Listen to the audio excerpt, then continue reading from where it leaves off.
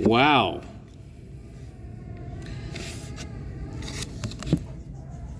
I wanted to ask everybody here for this little sermon if we've always had some time in our life, we've had a time where the light goes out in the house.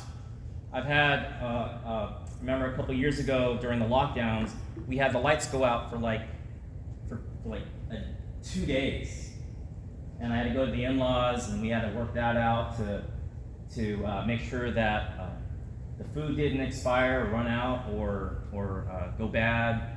We had to make sure that our cell phones were charged. We had to make sure that our finances were in order, so that if the ATMs were down, we had to use cash instead of relying on ATMs. You and I have had those moments, haven't we, at some time or other? And what do we do when that happens? Well, before the days of cell phone, I know I'm like looking around for a flashlight.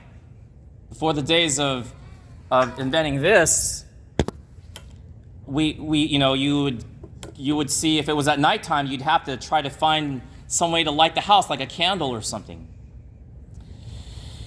After the invention of the cell phone, we now take out our cell phones and turn on the flashlight, don't we? And back in the day, before cell phones, before the pagers were invented, before we started using that like in the 90s or something, right? I think, Rachel, you were still a little kid at the time. We would rely on other ways to make sure that there was light in the house or to get by. Or maybe we go to use our car. You get the point. The point is that whenever the place goes dark, we have moments where it's like, oh my goodness, what am I going to do? How am I going to see myself around the house? And that light, that even if it was just a little ray of light, becomes so vital for the entire house, so vital for your life. I'm sure if you were in a building or an underground parking lot or some other place where you didn't even have your cell phone and the power all of a sudden went out, what are you going to do? You have to do something, right? And even if it was just the slightest glimmer of light, like that exit sign right there, even if it was just a flicker of a match, everybody in the dark room is going to gravitate to the light. And think about this, the greater the darkness, even if the light was so small, just a flicker of light, the greater the darkness, the brighter that light shines. And so that little ray of light becomes the source of you getting by. Well, today, we have our own little ray of light, don't we? We have our own precious little, not just a ray, but a ray of light. And for those of you Latin lovers, the word for light in Latin is lux. And so lucus comes from the Latin word light. And so little baby Lucas Ray isn't just carrying a ray of what? A ray of sunshine, a ray of hope, a ray of a lightsaber, maybe? Little Lucas Ray is going to carry a ray of light. Because right now, in the Sazowskis family, in the Perez family, and in their extended family, this year is a very bittersweet year. It's a very bittersweet year because I can't preach this without talking about the family pup that died. And so why are we celebrating this great joyful moment when a little family pup that has been around for many years has passed. And so little baby Lucas Ray, in this dark time in the Zazauskas family chapter, has become a ray of light. And that ray of light, that little voice, even the little crying because little baby's hungry and daddy's holding him right now, even that little cry becomes a ray of light for us. He can't use words. He can't do gestures and communicate the way I'm communicating with you with the Word of God and with human words. But he is becoming a ray of light for us during this time when it's a bittersweet moment for their family. Because little Chester was a big part of the family. And we can't move on or move forward with the celebration without acknowledging that. Yes, he was a little cute puppy dog that brought joy to everybody. And I know for my own kids, little Chester brought a lot of responsibilities and laughters, and I just have moments of that. And so this bittersweet year, 2023, the birth of baby Lucas Ray, isn't just a physical birth. It's a spiritual birth during this bittersweet year. Oh, Braxton, you're going to remember this. You're going to have memories of this because what, you're 7, 8 years old now? How old are you? 6. Oh, you're 6. I promoted you. You're 6 years old. And yes, I've had memories of being 6 years old, so you're going to remember being 6 years old. And you're going to remember this ceremony with your little brother. And you remember Uncle Dennis coming up here and saying a few things. You're going to forget most of it, but you're going to remember what we're doing. You're going to remember the water. You're going to remember that candle over here, this candle that has become a ray of light for us. So, just as baby Lucas Ray has become a ray of light in 2023, little baby Lucas Ray is showing us what it's like to be disciple already in Daddy's arms. Lucas Ray doesn't have to have profound words. Lucas Ray's presence, already Lucas Ray is becoming an apostle.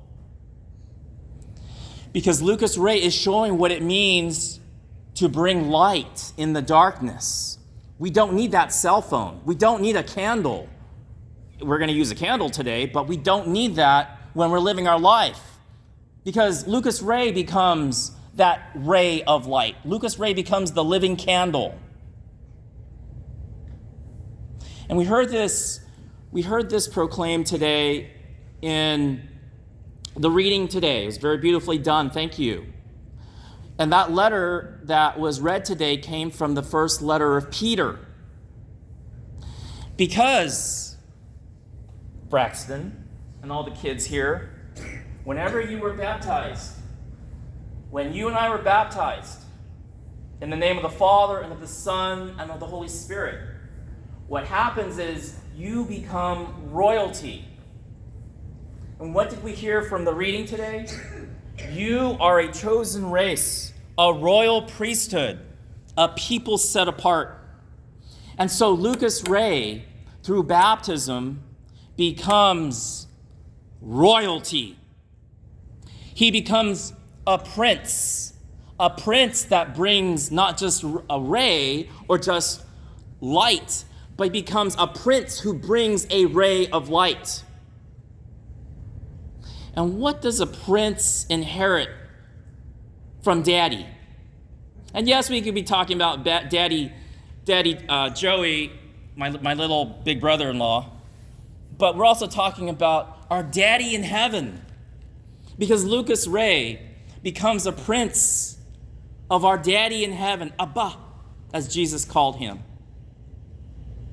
Because what happened is the world was created to be good. Here's that story. Here's that story that we're part of in 2023. The world was created to be good by this by this all-loving God. And then somehow our first parents screwed it up. They brought the first original sin. And all throughout the Old Testament, all of the Old Testament was meant to save the world because God said, don't touch this tree. And what did they do? They touched the tree. So our first parents, Adam and Eve, they disobeyed God, and that brought original sin into the world. So everybody was born with original sin. But God said in the Old Testament, I'm not going to abandon you. I'm going to give you a ray of light. You know, it's like in Lord of the Rings, if you've ever seen that movie, Lord of the Rings, where it's just total darkness, where evil is just in charge of the whole country. But then a little bit of believers, a little group brings light, a ray of light. And so throughout the Old Testament, God gives us the commandments and Israel and the law and the prophets and Moses and Abraham and everybody else until the book of Daniel, which is the last book of the Old Testament. And then Jesus came into the world. So God, for some reason, he doesn't save the angels that fell away, the demons that disobeyed God. 1/3 of them disobeyed God in our tradition. And he did not save them. But for some reason, God saves us. He saves human beings by sending his son to die on the cross. And this is why we baptize. Because this ray of light in the world shows us in the world that whether it's Chester or whether it's something going on in our lives that just brings us down, there is always going to be a ray of light to get us through the darkness. And that's what baby Lucas represents. He's the ray of light. Lucas, light, ray, the ray of light in the darkness, even in the bittersweet moments. And you know, as I get older in life, I'm realizing, you know, life has lots of ups and downs, doesn't it? And you have your family and your friends to be there, your parents and your godparents that are there throughout the years. And I see many of them here present today. They are also rays of light. So what's the message that baby Lucas is sending us today? Even in this bittersweet year when our hearts are sad, but even in that sadness, somehow we have this mystery of hope. That's what it is, people. Even after the lockdowns, even after all the scary things that went on in life, guess what? Love is stronger than the darkness. And so little baby Lucas Ray shows us that in the darkness, he and you and I are that little ray of light. Even as much as we fall, get back up. Because someday, the waters of this baptism is meant for us to go to heaven one day, where somehow God will make everything better than it was, where we're never going to know sadness. And I'm grateful to my own parents. My mom was teaching us when we were like 3 or 4 years old how to pray. And I remember being a little kid with my sister Michelle, and we were praying and Mom teaching us the sign of the cross, and I thought it felt really funny to make the sign of the cross. That just was weird. We were giggling, just giggling. And then even Rachel coming along and just, okay, this is weird. What's this? This looks different. God, who's that? You know. And then growing up, even like I didn't like church. Okay, this is my first church here. My mom was like bringing us to church all the time. And as a little kid, I was like a little preteen, and I was like, my mom was like sitting in the front pew and she was singing. And I'm like, Mom, you're singing. Well, yeah, because we're in church. That's what you're supposed to do. But she provided that foundation, right? She provided, the parents are the ones that provide the foundation, the roots. So like in Mulan, you remember that story? Little Mulan, the old guy that played by Pat Morita, He said, Mulan, no matter how wind blows, mountain, no bow to tree, no bow to wind, because the tree's roots are strong. And so when Braxton was baptized, we were laying roots. When we were baptized, when Mom was teaching us and Dad, our parents were teaching us how to pray, they were laying roots and foundations. And then, of course, later on, we learned, oh, what is this? I'm starting to learning about God. And not only am I learning about God, I'm falling in love with him because he's the beloved of my soul. And I want all the world to know about God and his son, Jesus, and how he wants us to be happy. And even in our broken world, he's going to send a ray of light. And so, parents, Joey and Rachel, I've seen you guys at parties and dinners and everything else, and I've seen your example that you give to your kids. I've seen it. I applaud you for that. The games, right, Braxton? We don't want to just hit a first base run, do we? You want to hit a slam. You want to hit a grand slam. You know what a grand slam is?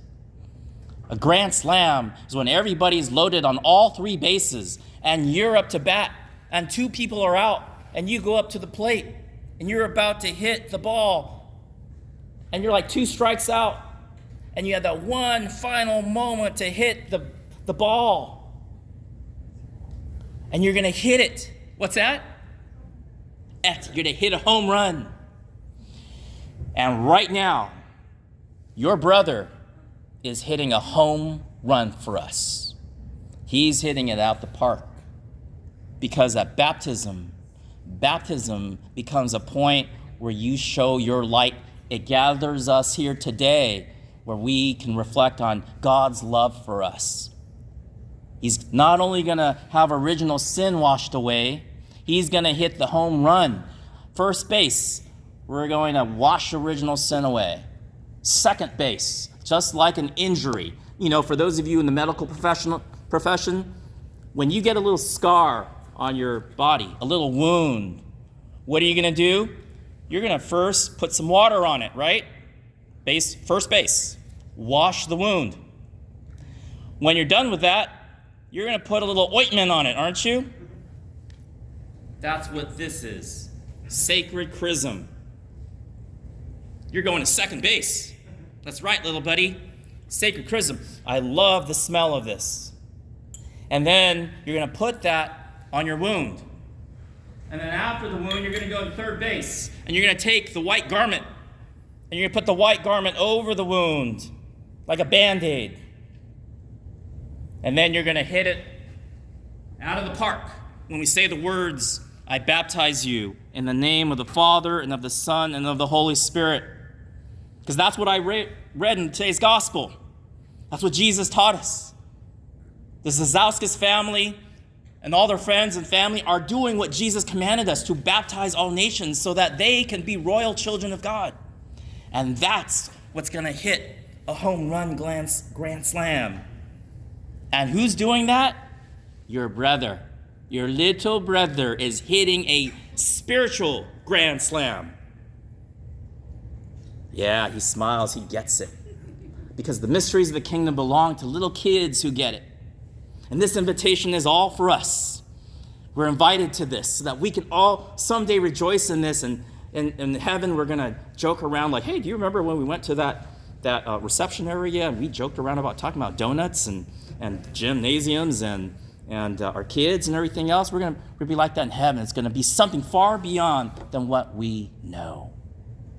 And so as we come to the end of this sermon here, I want to say, Joy and Rachel, I'm very proud of your family and just seeing you over the years. And it's a real blessing for me as your kuya, as your older brother, to be part of your life. It's like for those of you that's seen the movie Ben Kenobi, where the Mandalorian, where every now and then Ben Kenobi, he's on Tatooine hiding out, and every now and then he looks in on Luke Skywalker as he's growing up, just watching him, protecting him. Not in a creepy way, like watching him, but like he's looking out every time there is a problem. He steps in. The old Jedi Master steps in, and so this old Jedi teacher, J-E-D-I, J-E stands for Jesus, D-I is disciples. This old Jedi teacher comes in just like little Ben, and he steps in, and all of us, your family, your friends, they all step in. They step into your life, and this is one of those moments where we're going to hit a grand slam for this little ray of light.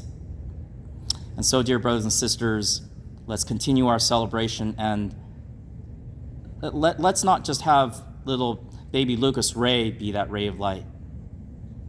You be the ray of light. You be the ray of light for other people, especially the needy and those that are not blessed to be like us in our material abundance. For those of us that can afford it, for those of us that have the material goods and the blessings. I was praying with the kids the other day during Grace Before Meals. God, make us strong so that we can protect the weak. Okay, Braxton, does that sound like a plan? Hit that grand slam, okay? Like what we're going to do in about 30 seconds. And so I call up the Cezalsis family and this community, this assembly, to gather around the waters of baptism as we continue to celebrate this little ray of light. A little ray of light who will become a big ray of light in the kingdom of heaven. Congregation, please stand, and you're welcome to come up.